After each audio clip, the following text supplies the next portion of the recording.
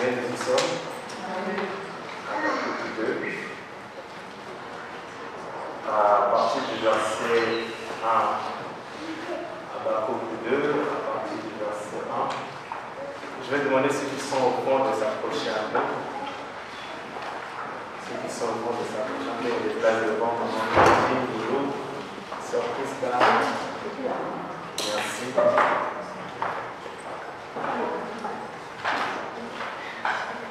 Habakkuk chapitre 2, à partir du verset 1.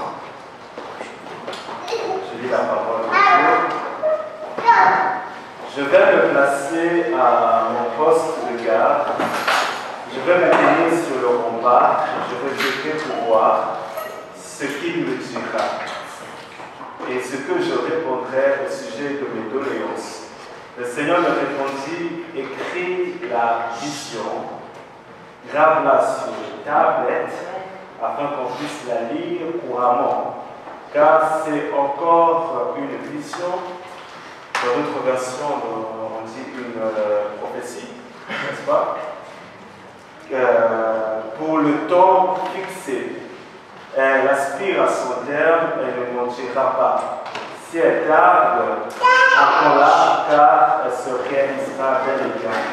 Elle ne sera pas différée.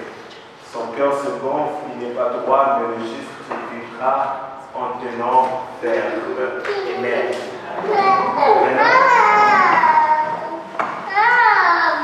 Ce soir, je veux parler des caractéristiques de la prophétie.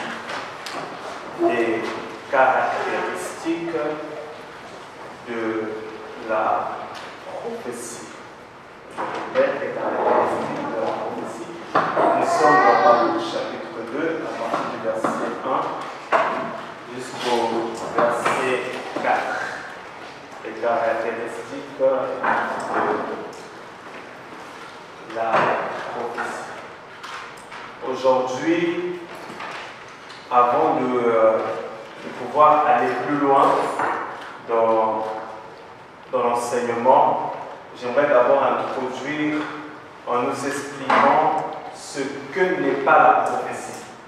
Avant de comprendre ce que est la prophétie, il est mieux de casser dans les esprits de plusieurs personnes la mauvaise compréhension des choses. Vous savez, très souvent, la religion nous enseignait des choses qu'en réalité ne sont pas doctrinales. Quand je parle doctrinales, ne sont pas véritables selon les Écritures. Et au fur et à mesure que le temps avance, on a cessé de répéter les choses, alors que ces choses-là n'étaient pas forcément vraies. Mais il arrive un temps où Dieu fait grâce de lever le voile que sur nous, pour que nous puissions réellement comprendre les choses et changer les choses. Amen. Et par la grâce de Dieu, on va essayer de comprendre le mécanisme de la prophétie, contrairement à ce que tu penses que c'est la prophétie. Déjà, ce que n'est pas la prophétie n'est pas, comment dire, la prophétie n'est pas des pronostics. La prophétie n'est pas, comment dire, des pronostics. La prophétie n'est pas une analyse de notre environnement. Je vais m'expliquer. Il y a beaucoup de gens qui confondent toutes choses. Et ils fabriquent des prophéties, ils font d'une prophétie une analyse de l'environnement d'une personne. C'est-à-dire, il est très facile que je puisse prophétiser des choses sur les nations ou des choses sur la vie d'une personne si j'analyse son environnement. Cela ne diffère de rien d'un devin. Amen. Parce que les devins, quand ils sont dans le domaine de la divination, non seulement ils utilisent les puissances occultes, non seulement ils utilisent la cartographie, tout ça, non seulement ils utilisent les astres, etc., pour pouvoir prédire l'avenir, mais ils peuvent prédire l'avenir par rapport à ton contexte. Donc il est très facile, si je regarde le contexte politique, si je regarde le contexte économique, si je regarde le contexte diplomatique d'une nation, d'une ville, je peux prédire des choses qui peuvent arriver dans 5 ans. Amen. Mais la prophétie n'est pas d'abord ça, et la prophétie n'est pas du tout ça. Donc nous devons déjà ôter ça dans nos esprits, parce qu'il y a des gens, pour passer être intéressants, et ils font des pronostics, or que la prophétie biblique n'est pas du tout dans ces choses-là. La deuxième chose que la prophétie n'est pas vraie parce qu'elle va dans notre sens. Elle n'est pas vraie parce qu'elle caresse ça s'appelle, notre volonté. La prophétie est vraie parce qu'elle sort de la bouche de Dieu. Elle n'est pas vraie parce qu'elle va dans le sens des choses que je suis en train d'attendre. Parce que très souvent, nous disons qu'une prophétie est fausse. Parce qu'elle ne correspond pas à ce que nous attendons. Mais une prophétie n'est pas fausse à cause de ça. Bibliquement, une prophétie est fausse quand la source est fausse. Voilà pourquoi un faux prophète n'est pas quelqu'un qui se trompe dans la prophétie. C'est quelqu'un qui tire sa source des puissances occultes. Amen. Voilà pourquoi il y a des gens qui sont mal enseignés, qui sont mal affermis, ils se lèvent un matin, ils viennent sur les réseaux sociaux, ils commencent à insulter des gens de faux prophètes, parce que quelqu'un a raté une prophétie. C'est pas ça. Un faux prophète, c'est quelqu'un qui opère avec des puissances occultes. Ce n'est pas quelqu'un qui se trompe. Mais une prophétie n'est pas vraie. Parce que forcément, elle correspond à ce que moi je veux, à ce que moi j'attends. Au contraire, lorsque nous opérons de cette manière-là, nous risquons d'être en contact avec les esprits séducteurs.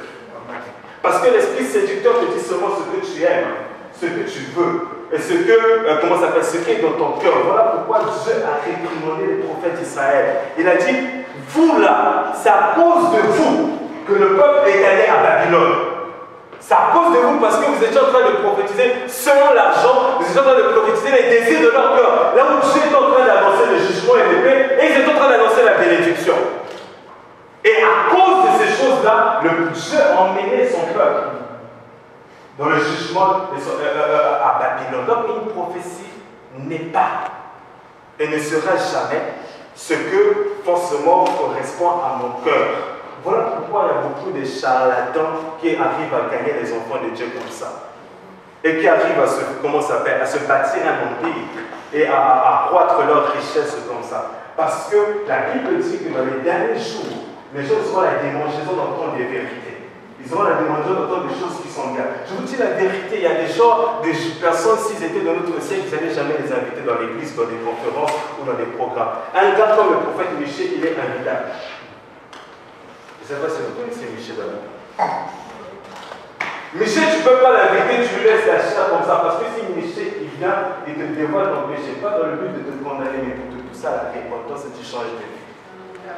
Il n'a que faire de ton offrande, il n'a que faire, comment ça s'appelle, de tes amens, il n'a que faire de tes dîmes, etc. Lui, ce qu'il cherche, c'est la justice de Dieu. Donc la prophétie, je répète, n'est pas ce que je suis en train d'attendre. Ce que je suis en train d'espérer forcément. Parce que Dieu préfère d'abord traiter le problème de ton caractère, le problème de ton cœur, que de faire illusionner des choses. Que en réalité ton caractère va t'empêcher d'entrer dans ça. Voilà pourquoi lorsque il y a des choses qui ne peuvent pas se produire dans le sanctuaire, lorsqu'on ne purifie pas d'abord le sanctuaire. Je m'explique. Dans le livre de 1 Samuel chapitre 1, la Bible déclare qu'il y avait le jeune Samuel qui était là, c'était un prophète endormi. Dieu ne l'avait pas encore visité dans 1 Samuel chapitre 3, 4. Dieu ne l'avait pas encore visité, il était endormi. La Bible dit qu'il servait Dieu mais il ne le connaissait pas encore. Mais regardez ceci, au verset 1, on dit, à cette époque-là, les visions étaient rares. La visitation de Dieu était rare.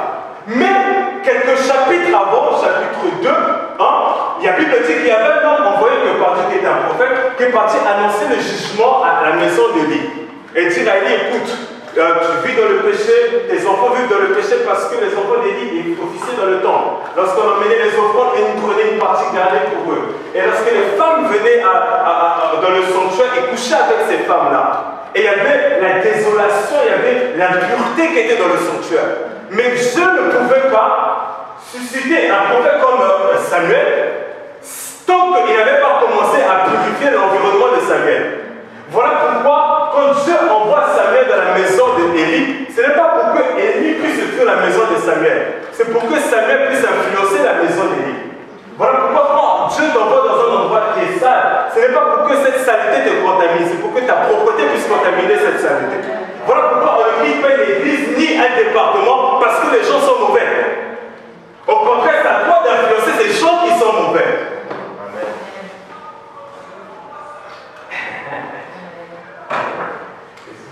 Amen. Donc, voilà pourquoi, même dans l'église, etc., l'activité l'activité prophétique est très rare parce que le péché est là. Or, la Bible dit dans Jean chapitre 16, lorsque le Saint-Esprit viendra, il vous conduira dans toute la vérité, il vous enseignera toutes choses, il vous révélera. Donc là où il y a l'Esprit de Dieu, il y a l'écho de sa voix. On ne peut pas dissocier l'Esprit et la voix de Dieu. Mais parce que le péché pèse dans l'Église, qu'il y a des choses qui ne se produisent pas dans l'Église. Or que l'apôtre Paul, lorsqu'il parle à l'Église dans Corinthe, il encourage les chrétiens de Corinthe à aspirer le don de la prophétie. Frère, ce n'est pas parce qu'il y a eu des abus qu'on doit remettre en cause la crédibilité d'une chose. Parce que la vérité d'une chose, et cela ne peut pas être mise en cause à cause des bêtises de certaines personnes. Il suffit simplement d'encadrer les choses. Amen. Et ça, c'est la responsabilité des anciens de pouvoir encadrer les choses dans l'Église. Mais on doit encourager les enfants de Dieu d'entrer dans leur appel et d'opérer dans les dons que Dieu leur a donnés. Amen. Donc la prophétie n'est pas d'abord ça. Ok? La prophétie n'est pas le fait de mystifier les choses. Quand je dis de mystifier les choses, c'est de rendre mystique les choses. Même la crédibilité de la prophétie qui sort de ta bouche, ça ne dépend pas de la manière que tu vas mener la chose. Parce qu'il y a des gens qui parce que tu tombes en transe que ce que tu vas dire, non, c'est faux. Amen. Je vais casser ça dans vos esprits. Dans l'église, on a l'impression que pour crédibiliser une chose, il faut que tu mystifies la chose. Non, tu peux venir simplement, etc. Tu prophétises dur. J'aime un gars comme Agabus dans la Bible. Il prend la ceinture de Paul, il prend la ceinture du Paul, la ceinture de cet homme-là. Cet homme-là, il va lui enlever ça à Jérusalem. Et c'est dans la simplicité. Donc, une prophétie n'est pas prophétie parce qu'on a mystifié les choses. Là, vous allez rencontrer des écrits d'idolâtres. Et vous allez commencer, mais toi, des fois, si vous ne faites pas attention, on rentre en contact avec les démons. Parce que les chrétiens, aujourd'hui, ce n'est pas mauvais, parce que la Bible dit que Dieu a donné la pensée de l'éternité. Ça veut dire on aime les choses surnaturelles, mais nous devons faire très attention. Ne pas penser que tout ce qui est mystifié, tout ce qui est mystique, etc., c'est des choses de Dieu. J'aime les surnaturels, j'aime les choses de Dieu, etc. Mais dans le domaine du surnaturel, c'est très complexe. Et je vais expliquer les choses. Le domaine du surnaturel, c'est très complexe. Voilà pourquoi on doit rester focalisé sur les Écritures. Amen. Parce que dans l'Église, l'autorité suprême n'est pas le pasteur, c'est la Bible. Le pasteur même doit s'asseoir sous la Bible. Et tant que ce que tu dis n'est pas conforme aux Écritures, en tout cas avec moi, je te dirai ce que tu dis là est faux. J'ai fait un débat dernièrement avec un ami sur une question de doctrine. On est en train de faire un débat, Je lui dis, écoute, là tu es en train de partir à gauche, à droite, selon tes exposés, que dit la Bible? Non, mais il y a des choses qui ont changé, il y a des choses qui disent, non, que dit la Bible dessus? On doit rester doctrine, que dit la Bible? Voilà pourquoi, à force de trop mettre des sentiments dans les choses de Dieu, on a commencé à créer des sectes, on a commencé à créer des hérésies. Alors que si on était resté fidèle à ce que Jésus a dit, à ce que les apôtres ont dit, on n'allait pas passer à côté de beaucoup de choses. Aujourd'hui, beaucoup de sectes sont nées. Pourquoi? Parce que ce n'est pas simplement les mauvaises inspirations, mais c'est aussi la déformation des Écritures. Lorsque tu déformes les Écritures, et les gens vont dire Amen parce qu'ils t'aiment bien, etc. Mais tu es en train de créer un esprit d'idolâtre dans le cœur des gens. Voilà pourquoi la plupart des personnes qui ont suivi des faux prophètes, c'était des gens qui étaient idolâtres. Comment ça s'appelle? J'ai lu l'histoire d'un homme que j'ai utilisé pendant un temps au XVIIIe ou XIXe siècle, etc. Dieu l'a puissamment utilisé dans le domaine des guérisons. Il fait partie des pères du réveil. Et c'était un Anglais qui habitait aux États-Unis. Et à un moment, tellement que Dieu l'utilisait, il est devenu orgueilleux. Et il s'est autoproclamé comme étant l'Élie qui devait venir. Non seulement il s'est autoproclamé comme l'Élie, il dit que le Messie était ceci, cela. Doctrinalement parlant, ça va à l'encontre de ce que la pensée biblique dit. Amen. Et cet homme-là, Dieu l'a frappé quelques temps plus tard. Parce qu'on ne joue pas avec la parole de Dieu. On ne joue pas avec les Écritures. Surtout quand on est conscient des choses. Amen. Donc je vais parler du mécanisme de la prophétie, du fonctionnement, des caractéristiques de la prophétie. La Bible dit, ici nous sommes dans le livre de Habakkuk. Et Habakkuk, Dieu se révèle à lui et il y a une conversation entre Dieu et Habakkuk. Et Habakkuk qui dit, je me tenais à mon poste, nous connaissons tous, etc., etc. Et le Seigneur me répondit, écris la vision. En d'autres termes, dans d'autres versions, il est écrit la prophétie.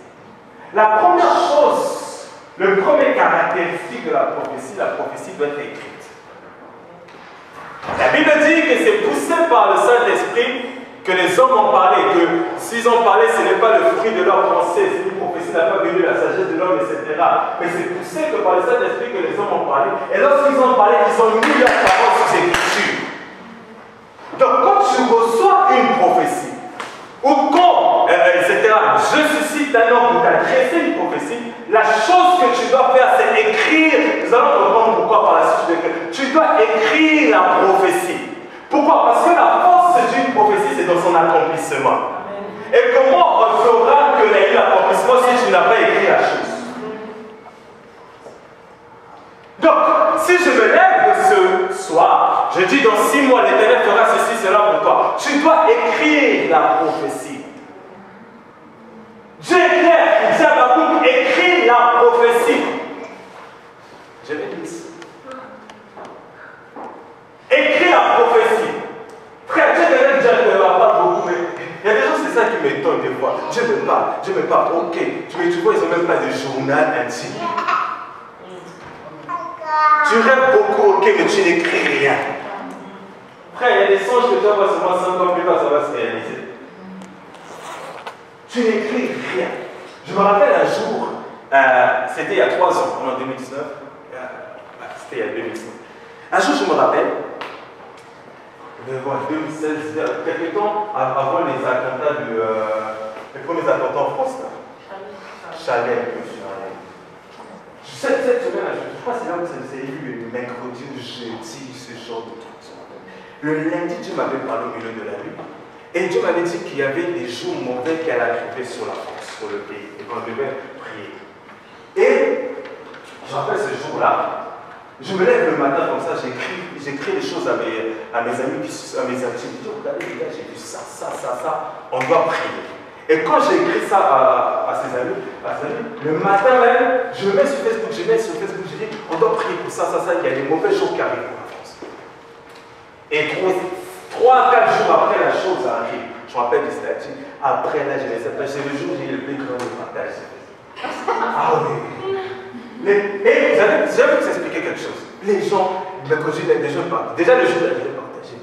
Et quand la chose est arrivée, et c'est ça qui me fait pitié d'un même côté quand je regarde les chrétiens d'aujourd'hui, on a plus la capacité à attribuer au diable des choses que tu es en train de faire. Je vois les commentaires, les gens disaient, tu es un sorcier. Je vous dis la vérité. Il y avait des païens, des chrétiens, des musulmans, tout le monde commentait. Et les gens bénissaient Dieu, et les gens qui disaient des bêtises. Pourquoi? Parce qu'à l'église aujourd'hui, facilement, quand quelque chose nous surpasse, on taxe ça d'occultisme, on taxe ça de sorcellerie. Alors qu'on ne sait pas que la divination n'est rien que devant la prophétie. Amen. Et je vous dis la vérité, je me rappelle que j'avais plus de 500 pages dans le monde entier, les gens m'écrivaient, etc. Et tout. Et j'ai compris une chose, j'ai dit, voilà pourquoi Paul encourage l'église de Corinthe à pouvoir aspirer à la prophétie. Pourquoi? Il dit, quand quelqu'un va rentrer au milieu de vous et que les pensées de son cœur seront dévoilées, il va se convertir, il va adorer Dieu. Il y a des gens, on ne va pas atteindre avec les régababa, ribababa, non. Il y a des gens, tu vas atteindre, qui vivent la même chose et dira, non, Dieu est vivant. Peut-être au début, il aura des pensées païennes dans sa sorcellerie, tu ne vas pas sa sorcellerie, je te dis, c'est l'onction. Amen. Et depuis ce jour-là, j'ai compris qu'il y a des choses. C'est vrai qu'on dit souvent les gens cherchent les suivent les miracles, etc. Mais ils n'ont pas tort des fois. Parce qu'on suit seulement ce que quelqu'un. Dis, mais frère, quelqu'un qui est malade, tu vas suivre quoi, la doctrine? Il faut que tu aies le temps de guérison. Ah oui. C'est pas mon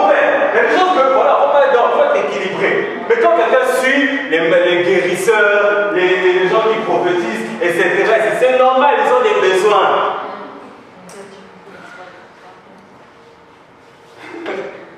Là, c'est pas toujours mauvais. Quelqu'un qui a faim, il ne va pas vouloir le parler en un truc, tu lui fasses un miracle qui mange. En tout cas, j'ai dit à Dieu, j'ai dit, Seigneur, là, les occultistes, là, ils doivent arriver, ils vont venir chez nous, là, ils vont dire, non, les gars, là, ils sont terribles. Je vous dis la vérité, ça, c'est l'onction de Daniel. L'onction de la supériorité. C'est que même les occultistes disent, non, ces gars, là, ils sont terribles. Parce qu'on maîtrise des choses qu'on ne sait même plus. Voilà pourquoi l'église, on ne peut plus arrêter dans la bassesse comme ça. Oh non, c'est du diable. Non, non, il y a des choses comme ça nous choque encore et c'est dit, wow, frère, c'est qu'il y a des dimensions pour atteindre avec Dieu. Donc, il dit, écris la prophétie. Donc, quand on t'annonce des choses, tu dois l'écrire.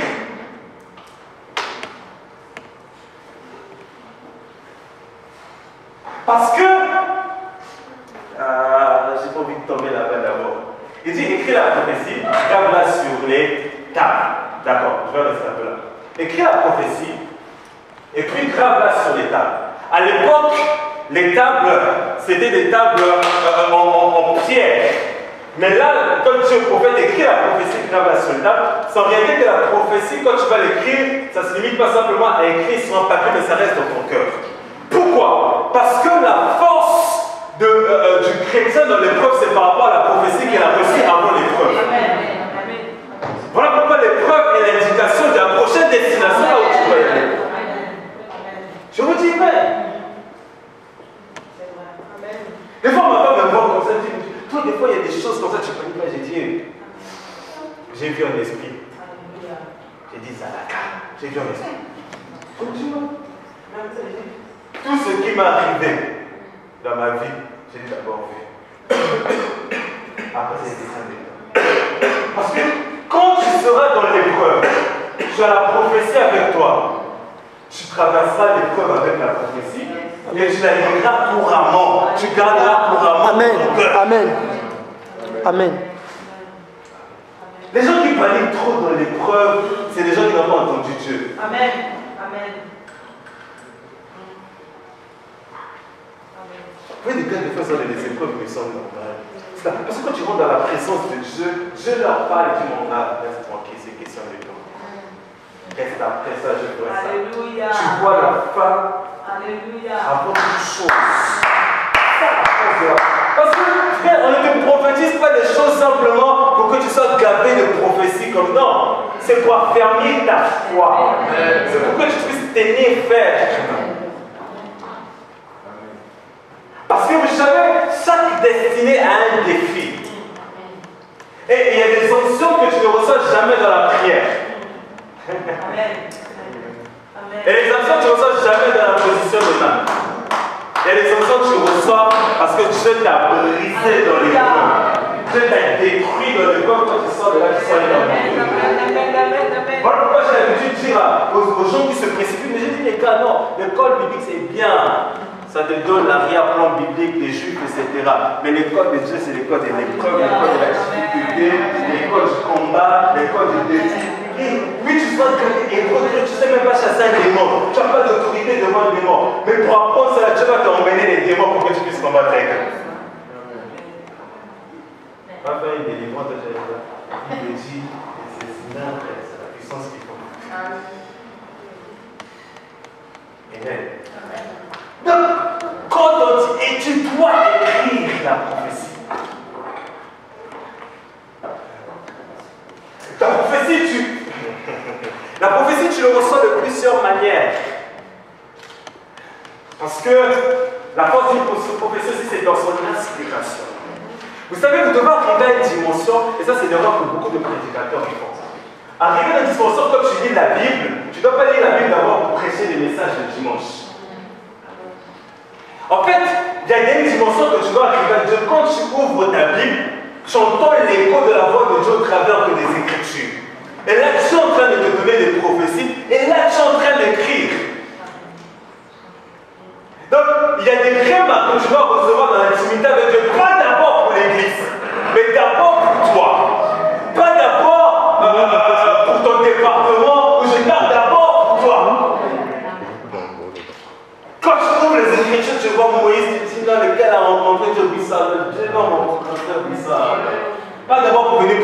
qui sont ardents à l'église.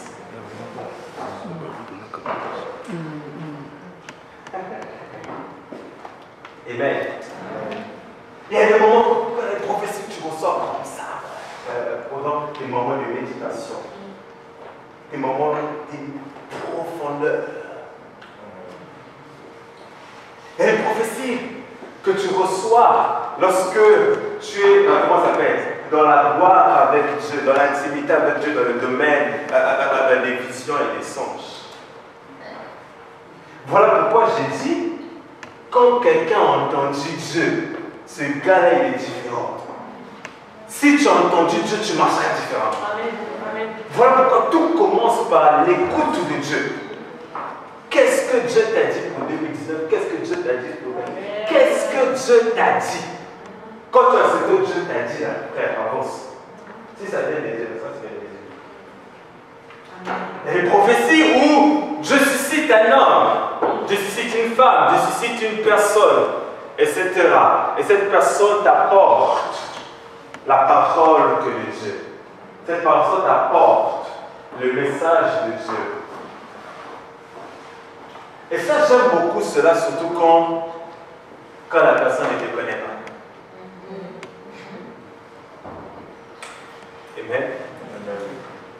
C'est là que Dieu sait organiser les choses d'une manière. C'est là que, comment ça s'appelle? Tu sais que Dieu t'aime et que Dieu est avec toi. Frère, il y a des choses comme ça, quand tu sais que tu as la chose de Dieu ou Dieu est avec toi, on ne se bat pas pour rien. Je me rappelle un jour, j'étais à un endroit, je suis allé à l'endroit, j'étais avec un ami, on allait à un programme comme ça.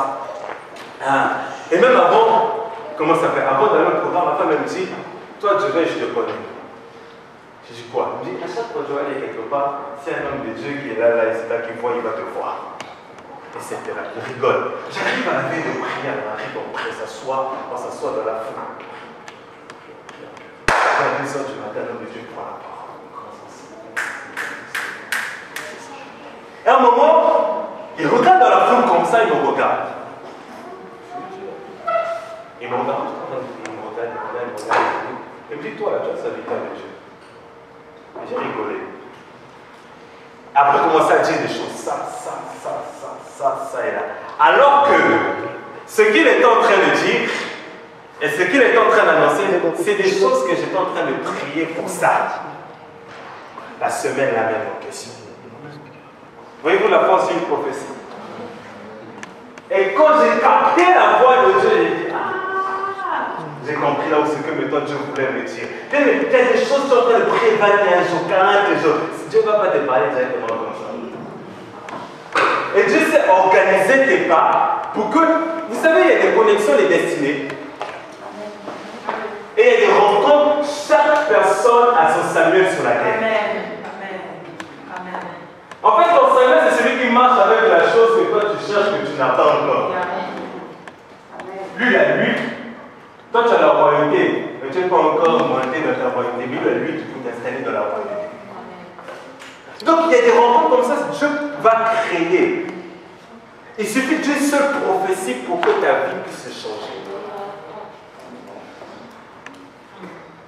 Amen. Parce que je me souviens à cette période-là, je me posais beaucoup de questions. Et en ce moment-là, la parole de Dieu. Alors que là, on s'est donné des débats.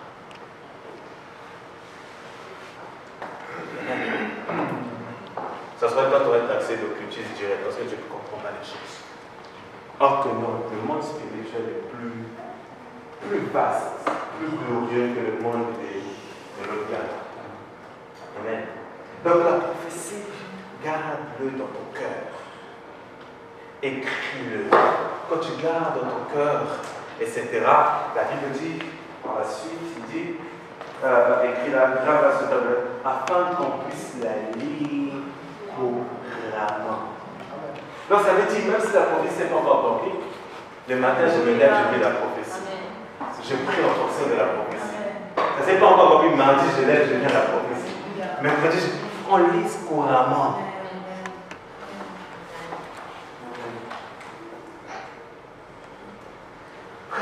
Joseph, il dort comme ça, il savait qu'il marchait avec une prophétie.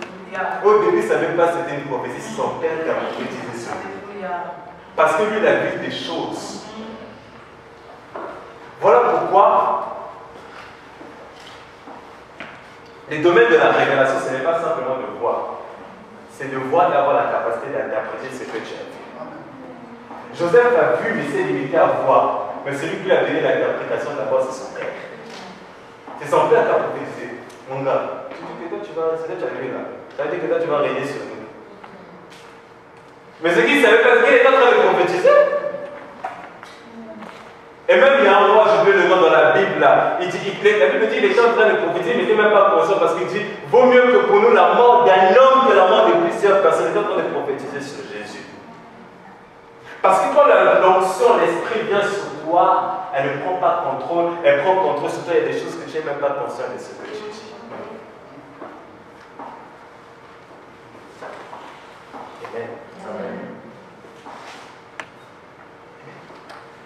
Parce que le plus important, ce n'est pas la forme de la prophétie, c'est le fond. Voilà pourquoi je peux t'apporter une prophétie à ma manière. J'explique.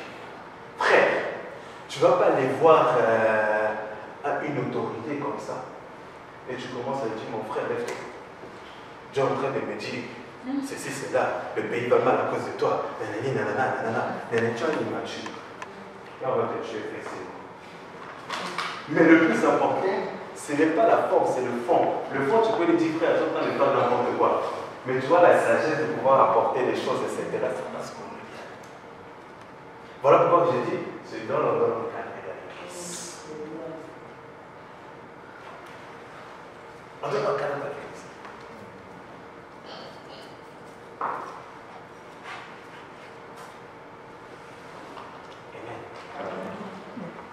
C'est comme il y a certaines choses qui se produisent. Cet après-midi, j'étais en prière. Quand j'ai fini le boulot, je suis rentré, j'étais en train de prier.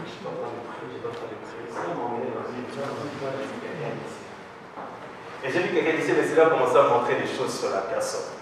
Et c'est des choses qui ne sont pas bien. Mais si je suis un immature, c'est que là, c'est vrai. Si je suis un immature, je viens ici, là, comme ça.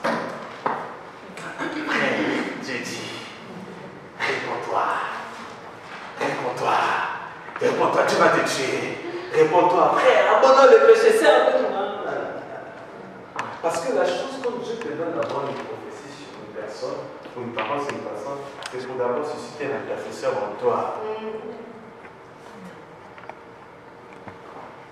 Si un jour je vois quelqu'un venir me voir, ça j'ai dit ça au Nicolas, vous savez. Tu viens me voir, tu me dis, pasteur, il y a ça, je te dis, est-ce que tu as d'abord prié pour moi? Amen. Parce qu'il y a des gens qui sont forts à annoncer des choses pour que ça s'accomplisse et qui sont des mauvaises choses. Comment Dieu va parler des gens qui ont des mauvais cœurs comme ça?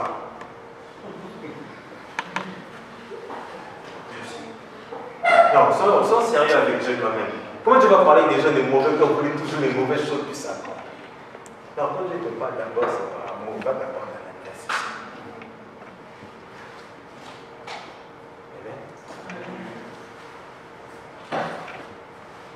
Ne vous en faites pas, Dieu parle. Dieu parle et Dieu est très mystique. Dieu est très mystique. Il parle sans bavard. Mais le problème, c'est que nous ne n'arrivons pas à s'en penser. Le problème, c'est que nous n'arrivons pas à saisir sa pensée. Moi, j'ai dit à vous savez, quand tu es dans l'intimité avec Dieu, tu dois voir Dieu vraiment comme un intime, comme un associé, comme un complice. Donc, il y a des dimensions, quand tu arrives dans la prière, tu peux asseoir Dieu là comme ça. Tu dis, il y a des choses qui ne doivent pas se passer comme ça. Et Dieu aime les gens comme ça. Il faut que tu sois des prières. Seigneur, non, il y a des dimensions de prière, tu vas fatiguer Dieu avec ça.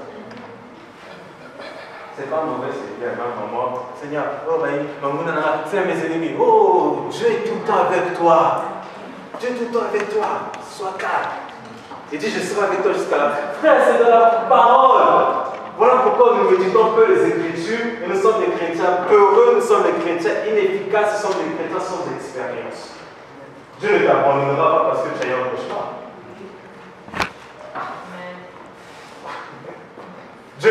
seras plus Dieu parce que tu as commencé à peur, venu t'attaquer. Au contraire, c'est quand tu attaques, c'est là qu'on voit ton autorité spirituelle. Comment tu sauras si tu as l'autorité sur ta table? Ne crois pas que Dieu t'a abandonné, Dieu n'est plus là parce que Dieu est venu t'attaquer. C'est faux. Donc quand la prophétie est libérée, elle est là, tu dois l'écrire, tu dois le méditer, tu dois le garder dans ton cœur, tu dois le lire couramment, tu écris, tu prends ta Bible, tu surlis, tu prends les papiers, tu écris, tu te lèves, tu pries en langue, lève papa, tu pries que sur la prophétie. Alléluia.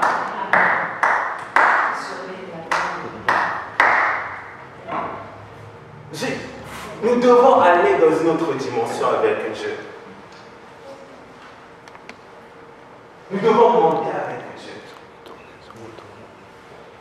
Tu dois garder cela dans ton cœur. Gardez cela dans ton cœur. Même si tu vois que ce que tu es en train de voir est contraire à la... Tu dois garder, tu as confiance avec ce que Dieu a dit. Parce que si Dieu a dit ça, c'est comme ça. Dieu a dit, moi c'était le prophète Élisée, il dit que demain vous aurez à manger à Samarie. Rien annoncé à manger sur le lendemain. Le contexte économique, social, tout ça, rien n'annonçait ça. Mais parce que c'est Dieu qui a dit, je crois à la parole. Si Dieu a dit ça, pour dire, je crois. Même si je ne vois pas les signes, je ne vois pas les mutations, etc., les choses, non, j'y crois fermement parce que c'est Dieu qui l'a dit. C'est là où le chrétien plusieurs riches. Dieu a dit, à peine un petit combat, et nous allons voir ça tout à l'heure. À peine un petit combat, les chrétiens commencent à faire.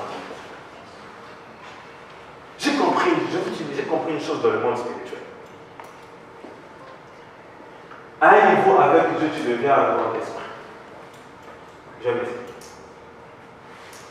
La Bible dit en réalité, on a cet esprit. Et nous savons tous, nous enseignons que l'homme est tripartite. Il y a une dimension que tu arrives dans le monde de l'esprit, tu deviens un grand esprit, etc. Vous savez, la Bible dit quoi?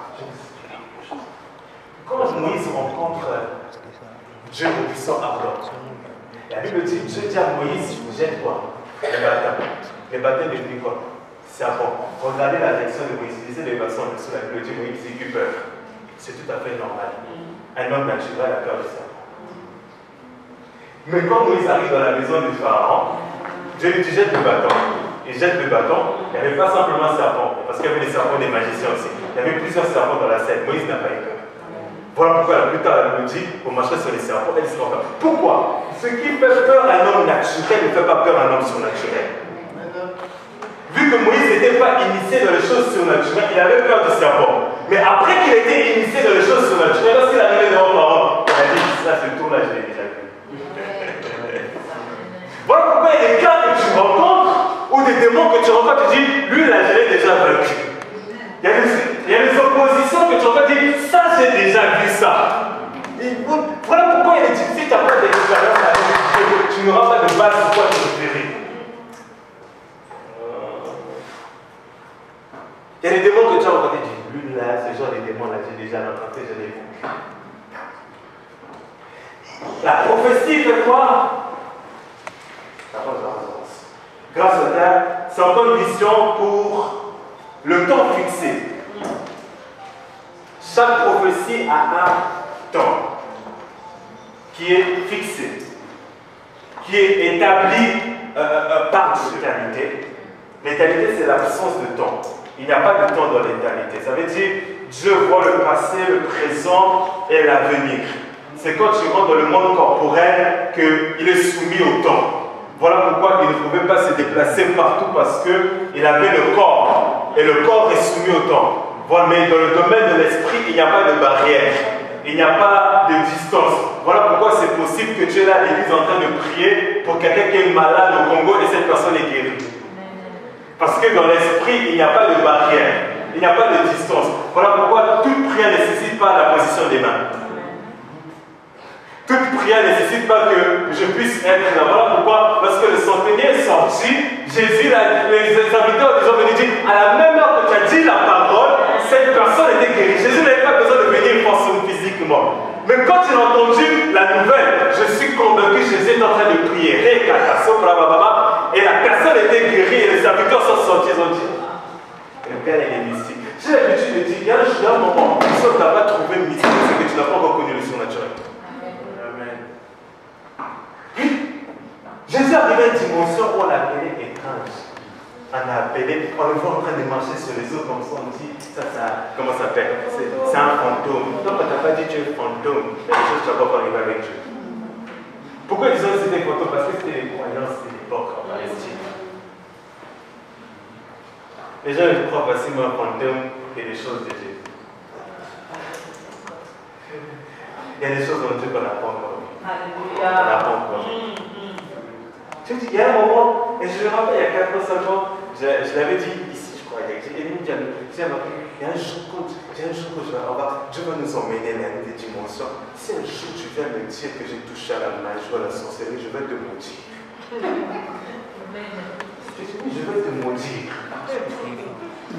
Pourquoi? Parce que tu vois, moi je paie le prix de la prière du jeûne. Et par la grâce de Dieu, la crainte de Dieu, de la méditation. Donc, le jour où les résultats l'onction et tout ça ne vont pas venir dire, oh, je ne sais pas quoi, je ne sais pas quoi. Pourquoi? Parce que des fois, ces gens qui sont frustrés, qui sont comme ça. Et ils disent tout ce qu'ils arrivent à expliquer directement, magie, magie, magie. Mais, et il y a un temps fixé pour la prophétie.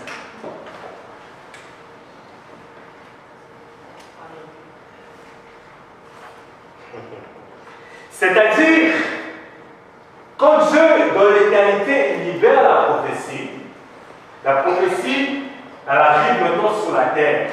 Elle est fixée, Dieu conditionne ça à un temps donné. Et tant que ce temps-là n'est pas arrivé,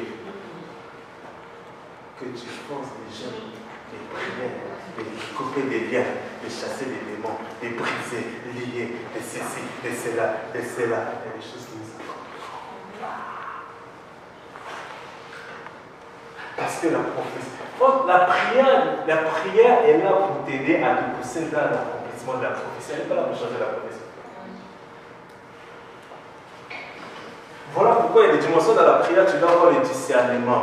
On ne prie pas en désordre. Tu pries, mais tu dois comprendre aussi ce que Dieu est en train de faire dans cette période, dans cette saison-là.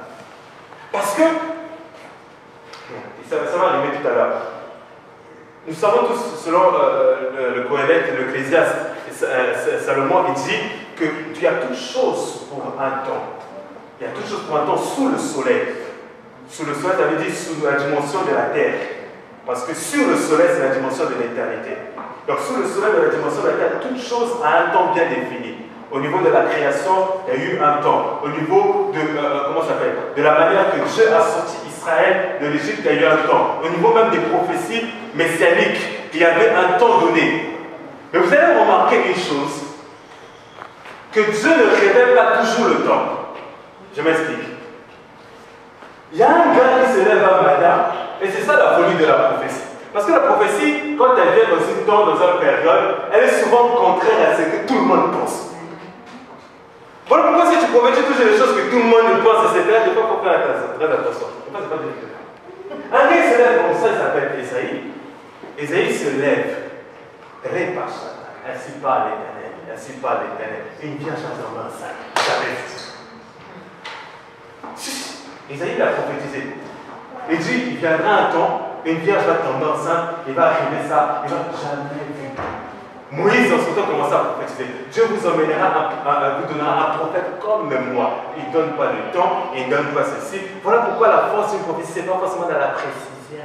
Parce que la Bible dit, nous connaissons en partie. Donc, nous prophétisons en partie, c'est prophétiser aussi la partie que Dieu t'a donnée. Parce que demain, quelqu'un va venir prophétiser autre chose. C'est l'analogie de la prophétie. Il y a des choses que je dis parce que je vois jusqu'à 5 ans. Mais il y a quelqu'un qui va venir voir jusqu'à 10 ans. Voilà pourquoi Ézéchiel, lorsqu'il était dans la vision, il a vu le trône, il a vu tous ces hommes, les êtres aux alentours du trône. Mais il n'a pas vu les 24 vieillards. Mais Jean, lorsqu'il est venu, il a vu plus loin. Il a vu seulement le trône, il a vu aussi l'agneau qui est sur le trône, il a vu les 24 vieillards. Donc, ce que tu vois dépend de ce que Dieu te donne de voir.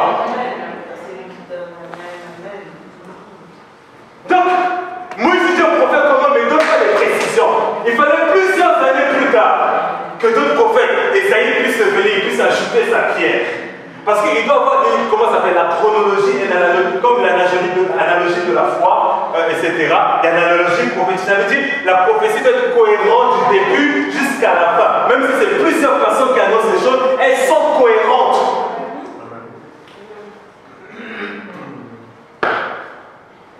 Et même la pierre, oui, c'est Pierre qui parle. Il dit, il y a même les anges qui auraient voulu plancher leur regard. Plancher leur regard. Même les prophètes faisaient quoi? Ils examinaient. Ils étaient en train de chercher à quel moment les choses qu'ils étaient en train d'annoncer, ça allait s'accomplir. Mais Dieu ne leur a jamais révélé les jours, la date, ni l'heure. Pourquoi? Parce qu'il parle de la prophétie, c'est la souveraineté de Dieu. C'est lui-même qui tient ça. Il ne peut pas tout révéler. Amen. Et très souvent, quand la prophétie s'accomplit, ça ne s'accomplit pas comme d'autres chacun.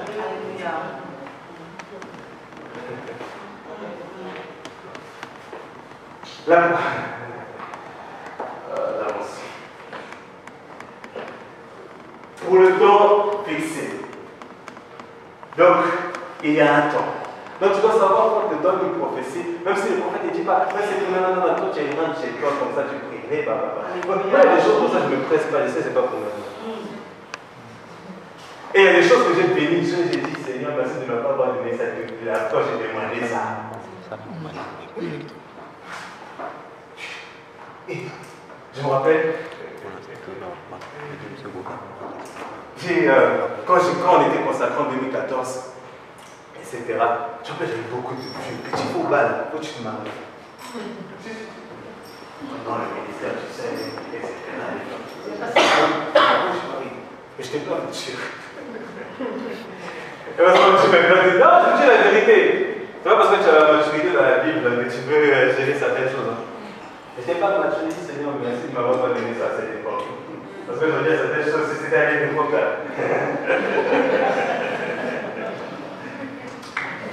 Voilà pourquoi les prières, Dieu ne t'exauce pas, tu n'as pas encore la maturité. Je te dis, ouais, même si c'est bien, je change mon cœur. Je te regarde. Je te dis, on connaît une personne, ils ont fait un bon mariage.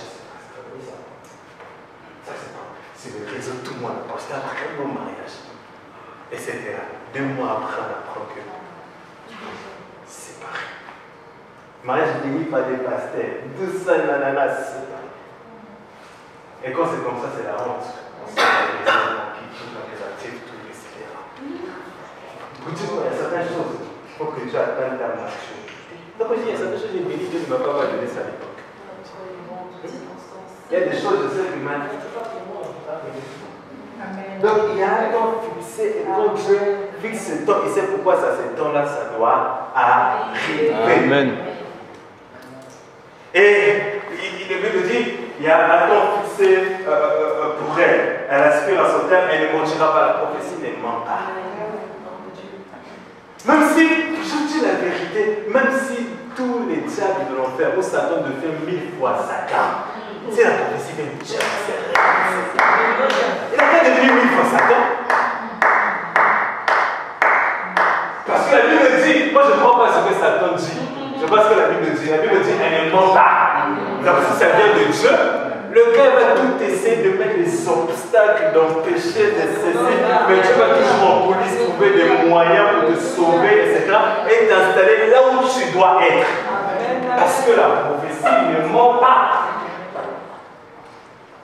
Donc quand ça sort de la bouche de Dieu, toi-même, des fois on pense que Dieu ment parce que la chose est tellement grande. Mais c'est tout à fait normal. Frère, Dieu il arrête de minimiser Dieu de le mettre dans un vocal comme ça. Dieu te dit, je te rendrai riche. Oh! Moi je l'ai dit, moi je ne suis pas, je serai un serviteur aux gens de mon église des riches, ou moi-même je serai riche. Amen. Amen. C'est pas la publicité. On a vu nos familles souffrir, il faut que nous-mêmes on change.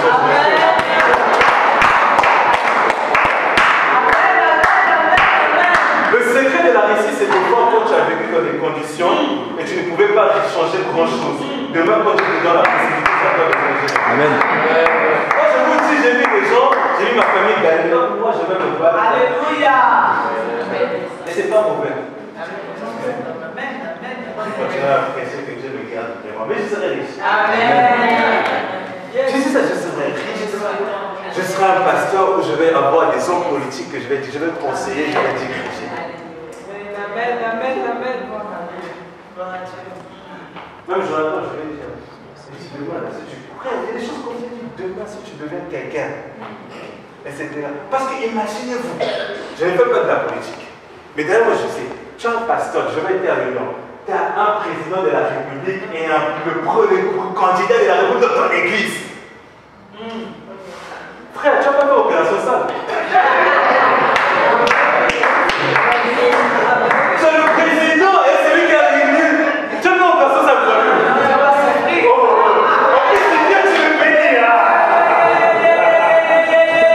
Moi, je ne dis pas la présidence. Là, moi, je te bénis. Je vois que tu viens un peu la main de palier. Mais on s'occupe spirituellement des choses. Toi, tu t'occupes de la salle. Je vous dis, on peut dire tout ce qu'on veut. Tu as un président dans ton église. Moi, je vois certaines églises chez les anglophones, le président il vient comme ça, il participe au culte.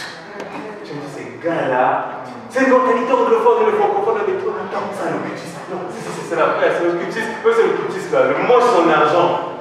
Parce qu'il n'y a pas d'argent chrétien, il n'y a pas d'argent de l'église. L'argent, c'est compliqué, quoi. Parce que ton patron, c'est un homo, c'est un occultiste. Mais tu manges son argent.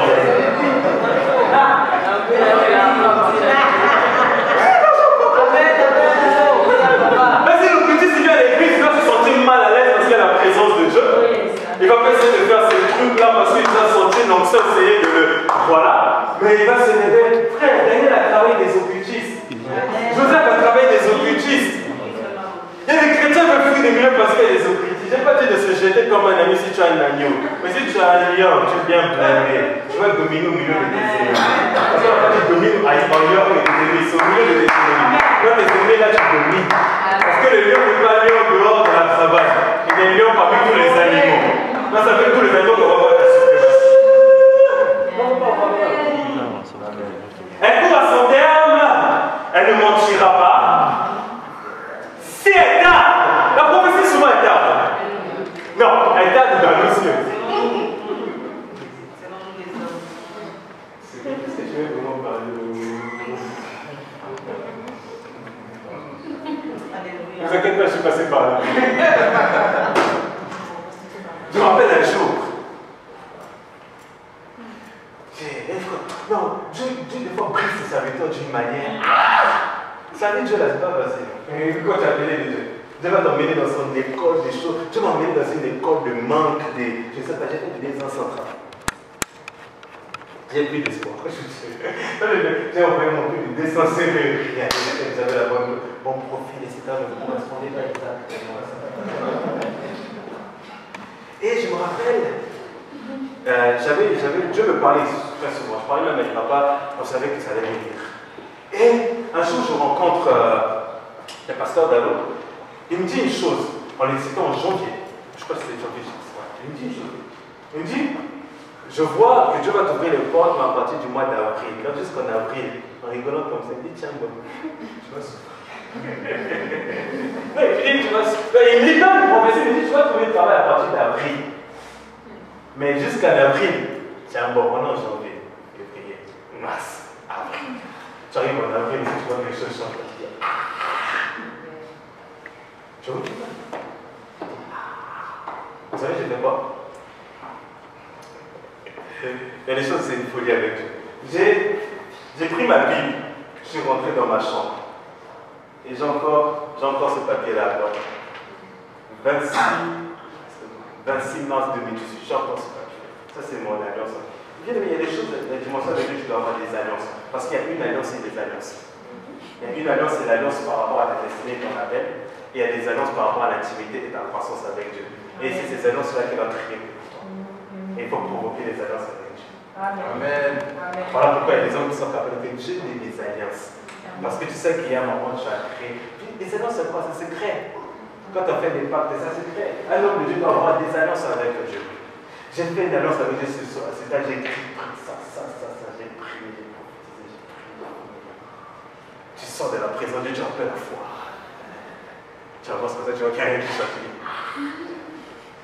Tu sens que ça tarde. Mais je vous dis la vérité, moi qui cherchais les travaux, c'est le travail qui est venu me chercher. Après le mois d'avril. Amen. Et la prophétie s'accomplit de manière que toi-même tu ne soupçonnes même pas, toi-même tu ne sais pas les choses. Donc les choses vont arriver comme toi-même tu ne sais pas. On a l'impression que ça tarde.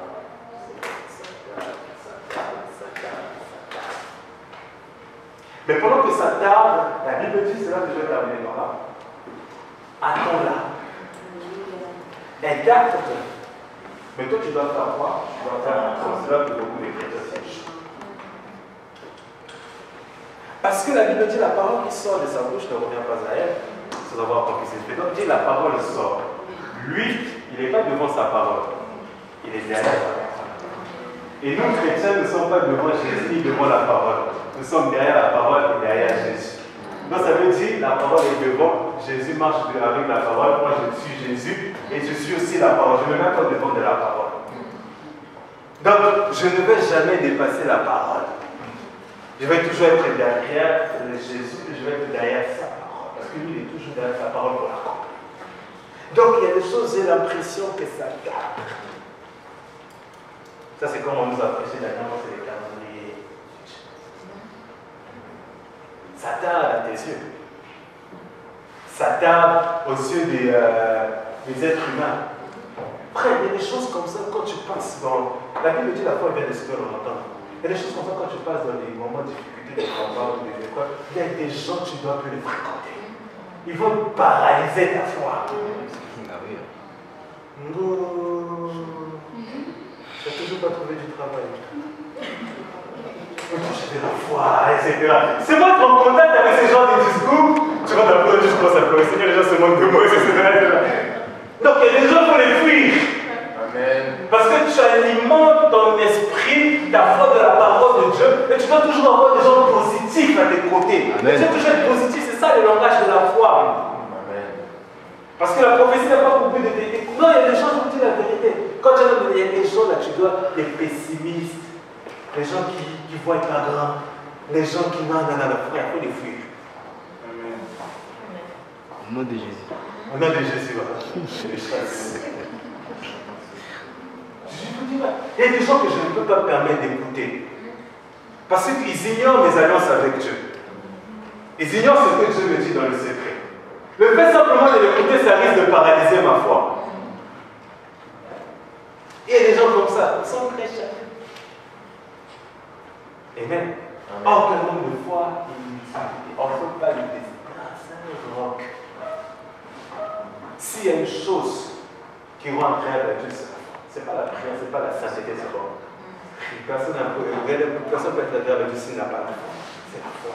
C'est la foi. Et c'est là qu'on va voir la foi quand la chose est en train de t'arriver. Frère, tu as reçu combien de prophéties? Tu seras grand, tu seras le meilleur, tu auras beaucoup d'enfants, tu construiras des maisons, et c'est ça, c'est là. Et très souvent, quand on attend là, beaucoup de chrétiens n'ont pas la bonne attitude dans la foi. Frère, une prophétie, ça ne te pousse pas à être chômeur, ça te pousse à être au travail. Ah oui, tu seras grand, frère, travaille la grandeur. Amen. Amen. Tu seras riche, frère, travaille la richesse. La richesse ne vient pas comme c'était. J'ai dit ça. Non. J'ai dit ça. Non, frère, travaille. Je t'emmènerai dans les nations. Mais qu'est-ce que tu connais des nations? Seulement ce que tu connais, c'est la France et le Congo. Et la Côte d'Ivoire, le Cameroun, les Antilles, etc. Qu'est-ce que tu connais des nations? Je t'emmènerai avec des voix. Qu'est-ce que tu connais de la politique? Frère, quand tu as une dernière, tu ne vas pas seulement parler des non, tu vas parler des choses du royaume. Je t'ai écouté dans le domaine du chant, etc. Qu'est-ce que tu connais des autres chants? Tu seras encore. Qu'est-ce que tu fais en attendant la prophétie? La prophétie ne va pas venir te trouver comme ça. C'est à toi de travailler dans le domaine dans lequel je suis en train de t'installer. Je suis en train de te propulser. C'est le travail qui va provoquer aussi l'accomplissement de la prophétie. Dieu annonce les choses, mais l'homme doit travailler pour que les choses puissent arriver. Tu dois travailler, tu ne dois pas attendre la prophétie comme ça. On dit, attends-la, mais comment tu dois l'attendre? Prier, tu ne pries pas. Jeûner, tu ne jeûnes pas. Méditer, tu ne médites pas. Te sanctifier, tu ne sanctifies pas. Apprendre, tu n'apprends pas. Lire, tu ne lis pas. S'informer, tu ne t'informes pas. Frère, comment tu vas réussir? Tous ceux qui ont réussi ont payé un prix. Et l'élévation. Et ce qui va... Vous savez, je dis tout à l'heure qu'aujourd'hui, on cherche, le monde, la société cherche des gens qui ont quelque chose. Là, quand Jésus dit venez comme vous êtes. Dans le monde, c'est pas non, le monde, c'est bien avec ce que tu as. Je vous dis vrai. Même quand tu vas au boulot, c'est par rapport à tes diplômes, par rapport à tes compétences. Donc le monde te cherchera par rapport à ce que tu as. Donc ce qui va t'élever, c'est ton don. Amen. Amen. Allez de l'élévation. Frère, quel don tu as que tu vas mettre au service des autres pour que les gens puissent te chercher. Quand tu dis que non, ces choses-là, qui c'est cette personne qui peut le faire? Amen. Le droit indispensable. Amen, amen, amen, amen. Frère, il y a de l'argent que j'ai touché parce que je prêche. Amen. Je le dis oui. Amen. Oui. Et les autres, ça m'en parce que je prêche. Qu'est-ce que tu as? Tu chantes bien, perfectionne ça. Tu prêches, perfectionne ça. Tu as un style, perfectionne ça. Qu'est-ce que frère? Tu n'es pas la seule personne qui va à la montagne. Tu n'es pas la seule personne qui cherche Dieu. Tu n'es pas la seule personne. Non, tu n'es pas la seule. Frère, la société, même devenir riche là, c'est par rapport à ce que tu as. Qu'est-ce que tu as proposé? Qu'est-ce que tu as proposé? Les jours avancent, les mois avancent, l'année avance. Qu'est-ce que le job? Frère, Moïse, David avait son petit don de chant là. Et son petit don de jour de la harpe. C'est ça qu'il a introduit dans la maison du roi. Ce qu'il a introduit, ce n'est pas d'abord encore les prophéties, tout ça. Non, David savait chanter. Et il était remarqué, mais on a vu un gars là, lui sait chanter. Et quand il va chanter, il va calmer les esprits qui sont chez Saoul. Toujours. Quel est ton don? Pendant que tu es en train d'attendre, perfectionne ton don. Travaille ton don.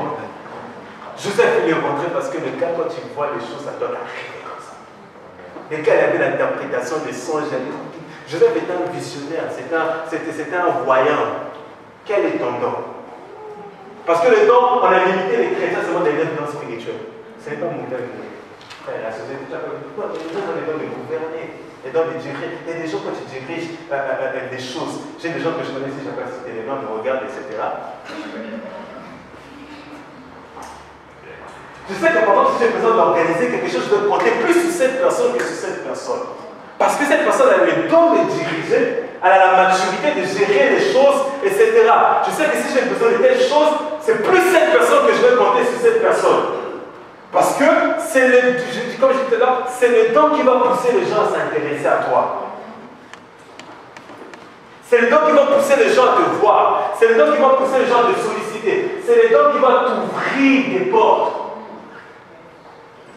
Donc quand la prophétie vient, je ferai de toi un grand président dans les générations à venir. Mais tu dois, si tu as un don, tu dois travailler l'éloquence, tu dois savoir comment parler, maîtriser la rhétorique, etc. C'est ça qui va te distinguer. Là où les autres, j'ai vu les débats, la peintre. Je sais pourquoi je sais pas. Donc, là où les gens font des fautes d'orthographe, quand tu parles, bien parler français, c'est un don. Oui.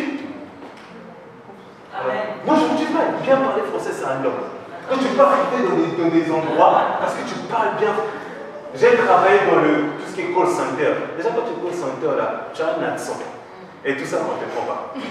Mais le disent même dans etc. Qui parle aisément, parle parfaitement français. Et bon, moi j'ai des problèmes d'orthographe. Mais comment ça s'appelle? Le drôle m'aider un peu. Mon orthographe, je sais que j'ai des soucis d'orthographe, c'est pas mon domaine. À l'école, on n'aimait pas trop ça.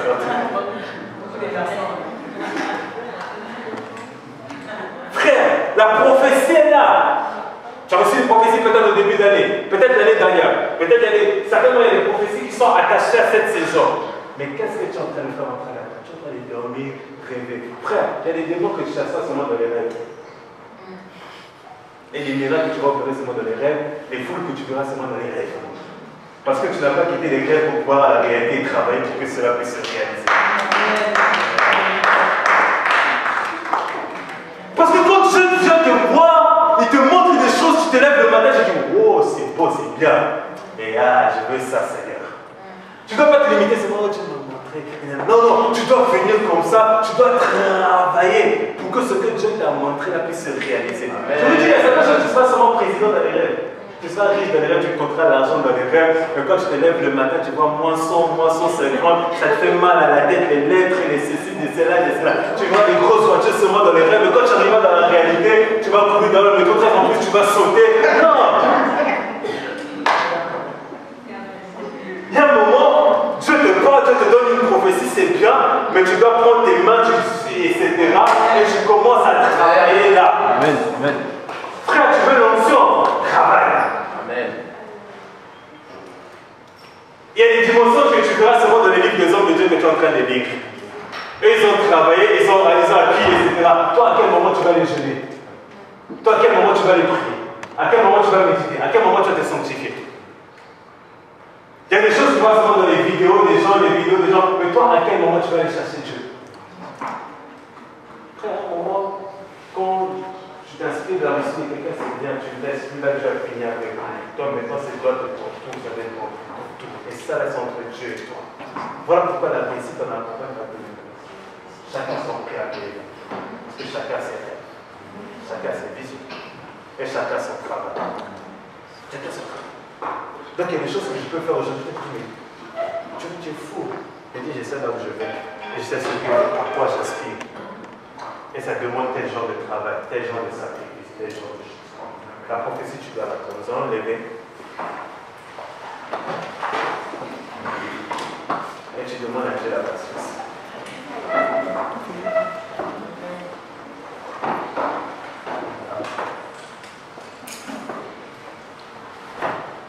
Je veux tout simplement faire une petite prière. Il y a des choses que Dieu t'a dit dans le secret. Certainement, il y a certaines choses qui sont pour cette année. Dieu m'a promis, tu as reçu beaucoup de problèmes depuis que tu es enfant, depuis 4-5 ans, des choses, etc. Mais tu n'as pas suffisamment travaillé ou cru par rapport à Dieu. Tu fais des choses trop grandes. Mais rien n'est si grand pour toi. Si Dieu l'a dit, il va le faire, tu vas le faire. Il y a des choses que Dieu m'a dit pour nous en tant que communauté. Si Dieu a dit la voix de l'Éternel, alors nous sommes pour toi. Il va le faire. Mais qu'est-ce que nous sommes en train de faire cette année? Voilà pourquoi cette année, on doit aller encore au-delà et on doit encore faire plus. J'étais en train de parler avec un ami cet après-midi quand j'ai fait ma prière. J'ai dit, tu sais, il y a beaucoup de choses auxquelles nous aspirons, beaucoup de choses auxquelles nous voulons, même pour nos églises. Mais nous n'avons pas suffisamment travaillé pour que ces choses puissent arriver. Nous n'avons pas suffisamment prié pour que ces choses puissent arriver. Vous savez, il y a des hommes que Dieu a puissamment utilisés à l'époque, ou des grands réveils qu'il y a eu. Il y avait des salles spécialement d'intercession, où les gens se relayaient et venaient spécialement prier. Là, on ne prie pas, oh, nous avons, non, on ne prie pas, Seigneur. On dit, Seigneur, la vision, l'église, les ministères, les chantres, les prédicateurs. On priait spécialement pour ça. Et on voyait les Italiens, ils n'étaient pas pareils. Les créoles, ils n'étaient pas pareils. Parce qu'il y avait des gens qui s'oubliaient, ils venaient là, et 4 à 5 heures, 6 heures, toute une nuit, ils se relayaient, ils allaient au travail, ils avaient leur vie, etc. Ils faisaient tout pour que le royaume de Dieu puisse avancer. Amen. Frère, on a trop entendu des choses sur les caisses. Mais on veut que les choses se fassent. Tu as trop entendu des choses sur ta vie. Mais quand est-ce que tu deviendras ce roi-là? Quand est-ce que ces portes-là vont s'ouvrir que pour toi? C'est vrai qu'il y a des choses, ça dépend du temps de Dieu, mais il y a des choses, c'est toi. Tu n'as pas encore fait le travail qu'il faut. Dieu t'a promis la richesse. Mais comment tu vas créer la richesse? Je veux que je puisse élever la voix, prier pour toi, prier dans ta famille, prier pour ton église et demander la main de Dieu d'opérer toutes choses par sa puissance. Il est capable de faire au-delà de toutes choses. Dieu est capable de nous faire sortir de cet endroit et nous donner un endroit qui est meilleur. Il est capable de nous faire sortir sa parole. Dieu est capable de donner ton ministère à te donner les nations. Il est capable de le faire. Mais tu dois travailler. Dieu est capable d'emmener ta famille dans la foi. Dieu est capable de te donner la richesse. Dieu est capable de te donner ces enfants qui t'approuvent. Dieu est capable de te donner ce pays qui t'a promis en possession. Souviens-toi des anges que tu as vus à 4-5 ans. Souviens-toi de ce prophète qui t'a annoncé ces choses il y a 2 ans.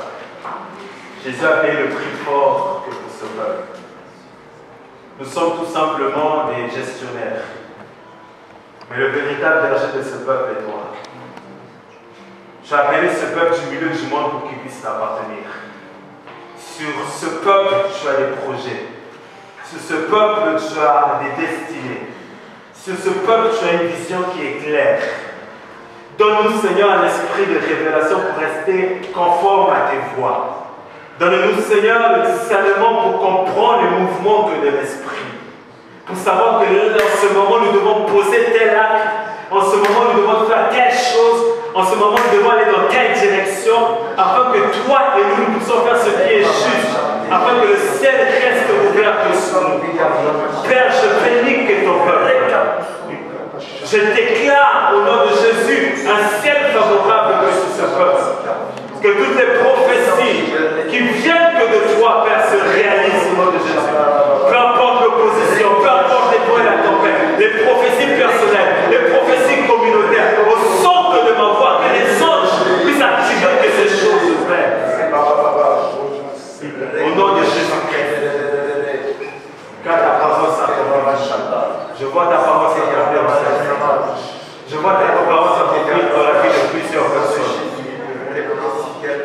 Ça sera comme des parasites. Mais il y a un jour pour notre jour. Et le jour de quelqu'un qui est là ce soir et sur le point d'arriver. Il y a un Samuel qui est en train de venir avec la forme de l'huile. Il y a les contractions de Anne qui sont en train bientôt de se faire sentir. Il y a des immeubles qui sont en train de nous attendre. Il y a des billets qui sont en train de nous attendre. Il y a des territoires que nous n'avons pas encore conquéris mais qui sont en train de nous attendre. Il y a des trônes sur lesquels nous devons nous asseoir. Et donne-nous cette mentalité apostolique pour que nous puissions coloniser les choses, coloniser la société, Seigneur. Parce que tu nous appelles pas simplement à rester dans l'église. Merci pour ces prophéties que nous gardons dans nos cœurs, que nous avons écrites, que nous avons, Seigneur, prié, que nous avons prophétisé sur elles. Et je déclare que ces choses sont après ce culte, comme Samuel a annoncé à Saoul, voilà les choses qui vont arriver. Après ce culte, des grandes choses que ça veut parce que Dieu nous donne de vivre les prémices de la prophétie. Au nom de Jésus-Christ. L'enfer ne peut rien changer la parole. Les ténèbres ne peuvent pas changer les décrets. Elle se réalisera telle que tu l'as annoncé. Pour certains, ça a tardé. La saison est arrivée. Et je prie pour notre communauté. Je prie pour ce champ missionnaire. Tu nous appelles à être des missionnaires. Tu nous appelles à sortir. Tu nous appelles à gagner des peuples, à gagner des territoires. Tu nous appelles à cette onction, à cette once, Seigneur. Tu nous appelles à se développer, Seigneur. Je prie au nom de Jésus-Christ que les choses qui ont été dites hier, qui sont vues aujourd'hui, qui sont gravées dans nos cœurs, qui sont vues dans l'intimité, dans la parole, dans les révélations, tu nous emmènes à le vivre. Les dimensions que tu nous as promis, tu nous emmènes à le vivre. L'onction que tu nous as promis, tu nous emmènes à le vivre. Les terres que tu nous as promis, tu nous amènes à le vivre. Car tout le nous allons trouver la place de nos pieds et le conquérir au nom de Jésus-Christ. Et je vois cette année 2019 où nous allons conquérir. Nous allons avancer afin que ta gloire soit manifeste. Au nom de Jésus-Christ.